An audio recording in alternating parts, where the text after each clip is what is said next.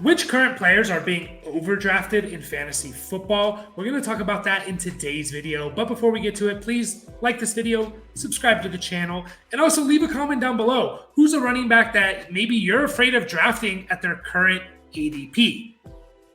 So we're going and talking about reaches. Now, this is based on current ADP. It is July 5th, so we're still 2 months away from the NFL season. We're still a month away from training camp starting, so there's a lot that can change. However, looking at ADP, and a lot of these are based on best ball drafts, which are slightly different than the normal lineup redraft football leagues, but it's the best that we have right now. Most drafts aren't happening. It's more best ball stuff. So yeah, things could change, but I'm looking at 4 players today that at their current ADP, I'm just probably going to avoid, and I'm going to have no shares of. So we're going to look at a quarterback, a running back, a wide receiver, and a tight end. So one from each position. And we're going to start off at the quarterback position. And this may shock some people. Trevor Lawrence. Trevor Lawrence currently being drafted as the QB7, pick 42, which means you have to get him in early to mid 4th round. You see his stats down below. He had a much better year than his rookie year. 25 touchdowns, 8 interceptions. He was the QB8 last year. Did average less than 18 points per game, which is kind of where you want to get to from your quarterback. If you're not going to get one of the top guys, you want your mid-round, late-round guys that get to that 18 points per game, and Trevor Lawrence was right there. Now, this is not saying I don't like Trevor Lawrence, but just where he's going in current drafts is just a little bit too rich for my blood. He's only going 1 pick behind Lamar Jackson, meaning a lot of drafts, people are taking Trevor Lawrence over Lamar Jackson, and I think that's crazy. Lamar Jackson could return to MVP form, rush for 800 yards, improve his passing numbers. I think we forget what Lamar Jackson has been, even last year. Yeah, he missed game, but in the games he played, the dude was a stud. He's going 2 picks ahead of Justin Fields. Again, Justin Fields is going to give you a huge rushing floor, a guy that could rush for 1,000 yards and improve as a passer with DJ Moore there. He's going 2 rounds ahead of Deshaun Watson. And I like Deshaun Watson this year. I think, again, a lot of people are basing it off of what he did last year in that 6 games that he returned, but he was out of football for almost 2 years. Deshaun Watson is a very talented passer. He's going to give you 400 or 500 yards rushing. I like Deshaun Watson. Lawrence is going 3 rounds ahead of Dak Prescott. Dak Prescott actually averaged, I think, exactly the same or slightly more than Trevor Lawrence per game last year. 4 rounds, 43 picks, almost 4 rounds ahead of Tua, who averaged more points per game than Trevor Lawrence. I just don't like where Lawrence is going. Early to mid 4th round.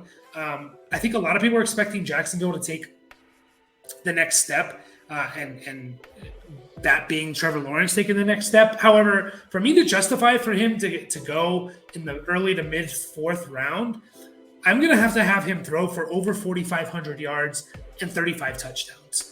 And I just don't know if I see that big of a leap from the Jacksonville offense. I'm going to not bank on that happening. I'm going to take my chances with Justin Fields, Deshaun Watson, Dak Prescott, Tua Tagovailoa. Those 3 last guys that I mentioned, Watson, Prescott, Tua, the fact that I can get them 2, 3, 4 rounds later and that they could finish, I can see them easily finishing better than Trevor Lawrence, if not better, then right around the same or slightly below.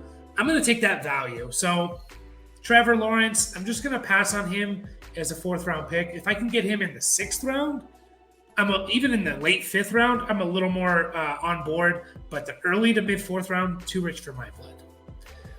Now, not to pick on the Jacksonville offense, but my concern or current reach at current ADP for running back is Travis Etienne. You look at the numbers down below. Etienne, 1,100 yards rushing, 5 touchdowns, 35 catches, another 300 yards. He was RB17 last year, so he was a mid running back 2. He averaged 11 half point per PPR points per game. That's hard to say. 11 points per game in half PPR leagues is what he averaged. RB17. Now, when he took over as the starter in, I think, week 6, I think a lot of people think he had this huge increase and he was like a fantasy stud. From week 6 on, he wasn't that much better. He was slightly better, RB15 and 12.4 points per game. So about 1.5 more per game than his season average. So yeah, he was better, but he wasn't like, oh my God, he's amazing. He's a league-winning guy. I'm always worried with coaching staffs, new coaching staffs coming in and taking over, and the players that are currently there, and them not being their guys. We see it all the time in the NFL. I think about DeAndre Swift, right? Dan Campbell comes in. Now, Dan Campbell and that group did not draft DeAndre Swift. And we saw what that turned into. I think we all thought, DeAndre Swift, so talented, give him the ball. Well, obviously, Dan Campbell and that coaching staff, it just didn't fit their system. It wasn't their guy. They went with a guy like Jamal Williams, who is just so much, the talent disparity between Jamal Williams and DeAndre Swift is huge. But we saw what that translated to. Jamal Williams was a really good player last year. DeAndre Swift was a little bit of a disappointment, right? And now he's on the Eagles. Yeah. We're hearing about it with the Broncos and Sean Payton. Jerry Jeudy, Cortland Sutton maybe being traded. And you think, what? Why? You know, they're solid receivers. Well, they just don't fit. Maybe they don't fit Sean Payton's system. And it's just simply that. We could be seeing this with ETN, which just, it concerns me a little bit. Now, I think a lot of people think ETN is this wonderful, amazing receiving back. He's not. He's not. He's good with the ball in his hands, but he's not this amazing receiver.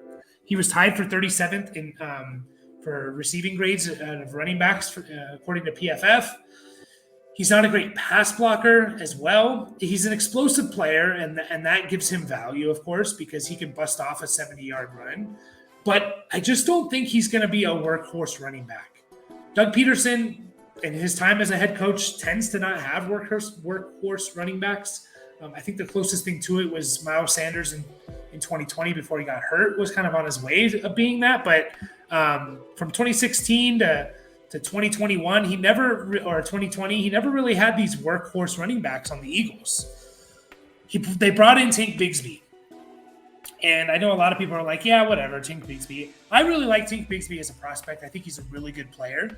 And he was a third-round pick. And that's significant draft capital, in my opinion. Especially when you have a first-round pick running back in ETN on your team. If you're taking a running back in the first round, there's no way in hell 2 years later I'm drafting a third-round running back. Third-round draft capital is very, very valuable to teams. So they obviously saw this as a huge need.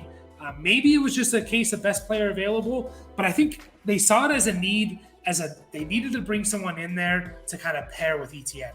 I just don't think ETN's going to be getting the type of workload that he had last year.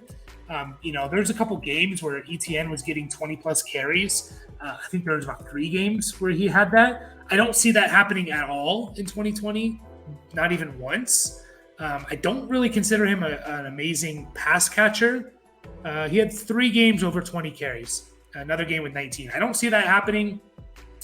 I just think he's going to have to be so efficient in order to justify his draft capital. Now, it's possible. ETN's a good player, explosive guy. Again, he can bust off 70-yard runs. He can give you 12 carries for 100 yards. Like, that's the type of player ETN is. But he's going to have to consistently doing that. Just looking at where he's going RB13. He's going pick 34 and a half, 34, 35. That's in the third round. That means in a lot of drafts, ETN could be your number 1 running back, depending on what you do with your first 2 picks. And that just scares me. That really, really scares me. He's going ahead of guys like Aaron Jones, who averaged more points than ETN last year, and I don't really see Aaron Jones going away this year. Amari Cooper, Keenan Allen, just a couple receivers going around where ETN's going that I think I would prefer. To me, I'm out on ETN. If I have to get him in the third and even maybe the 4th round, I'm out. If I can get him in the 5th round, I'm in. I'm just really, really, really, really concerned on banking on super high efficiency type of guys, especially when I don't see ETN doing a whole lot in the passing game. Moving on to the wide receiver, we have Michael Pittman Jr. We look at his 2022 stats here. 99 catches, which is crazy. 925 yards, which is not very good for 99 catches. 4 touchdowns. He was wide receiver 23, averaged almost 10.5 points per game in half PPR leagues. I really like Michael Pittman. He helped me win one of my leagues in 2021. I thought he was going to bust out even more this year. It just didn't work out. A lot of it was due to the quarterback play and the offensive play for the Colts. Now, this is not based on Michael Pittman's skill. I think he's a really good player. I think he's going to get a lot of money in the offseason. I'm not sure he's going to be on the Colts next year. I think he could go to a better situation in terms of the quarterback play, and he could be a stud receiver.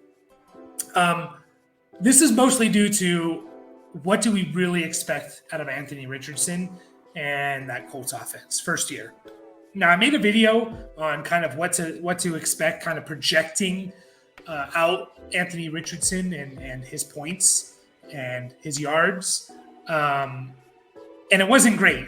It was good for maybe Anthony Richardson, wasn't great for the pass catchers. Michael Pittman, currently being drafted in the middle of the 5th round as wide receiver 26. He's going ahead of guys like Christian Watson, who I think has a lot more potential. Mike Williams, who just because of being on the Chargers and paired to Justin Herbert, I think has more potential. You can get him around later. Deontay Johnson, who I had in this previous video of guys who I really like the value. He's going around later. Michael Pittman is basically going to need a 30% target share in order for him to return costs of where he's being drafted. And if you don't know this, 30% target share, there's like 1 or 2 guys every year that have that. There's just a couple guys and that's it. And Michael Pittman's going to need that. Is it possible? Yes. Now, he's not the only guy there. You have Josh Downs, who they drafted, and they seem to really like. Alec Pierce is there, who is going to be more of that field stretcher. And with Anthony Richardson's big arm, I think Alec Pierce makes more sense as the guy to target on those downfield passes. I'm just really worried about Michael Pittman. Just there's not going to be enough volume there on that Colts offense. Again, even if he has a 30% target share, he's going to have to get that number. And still, that means he's going to put up like 1,000, 1,100 yards. So unless he has a huge touchdown season, I just don't see a lot of upside for Michael Pittman. Now, can he finish as a wide receiver 2? Yes. And he's being drafted as just outside the wide receiver 2s. But I just don't see a whole lot of potential, and I do with these other guys. So that just makes me a little worried about Michael Pittman Jr. In 2023. Great player. I really like him. Now, to finish up, guys, we're going to go into the tight end position. We're looking at T.J. Hawkinson. Really good year last year. 86 catches, 914 yards, 6 touchdowns. He was tight end 2, averaged 10.1 points per game in half PPR leagues. T.J. Hawkinson is currently going as the tight end 3 behind Kelsey and Andrews.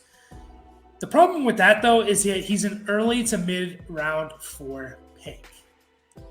And to me, he's just not he's not enough of a difference maker at the tight end position to justify going in the top 4 rounds. Here are some guys going around T.J. Hawkinson. Jahmyr Gibbs, Aaron Jones, Amari Cooper, DeAndre Hopkins, Keenan Allen, Lamar Jackson. All of these guys, I think, can be difference makers at their positions. T.J. Hawkinson, yeah, he's going to maybe average double-digit points, and there's only 3 or 4 tight ends every year that can do that. But it's not going to be much more. It's not going to be much higher than 10 points a game. And I just don't think if I can get Hawkinson in late round 5, round 6, I'm in. But the fact that I have to get him to early to mid round 4, I'm out on Hawkinson. And I suggest that you guys do too. He just reminds me of like a Dalton Schultz from last year. You know, guys drafting him in like the 5th round. They just don't return value, these tight ends. I'm sorry, they just don't. Now the Vikings brought in Jordan Addison, who's another receiving option to pair with Justin Jefferson.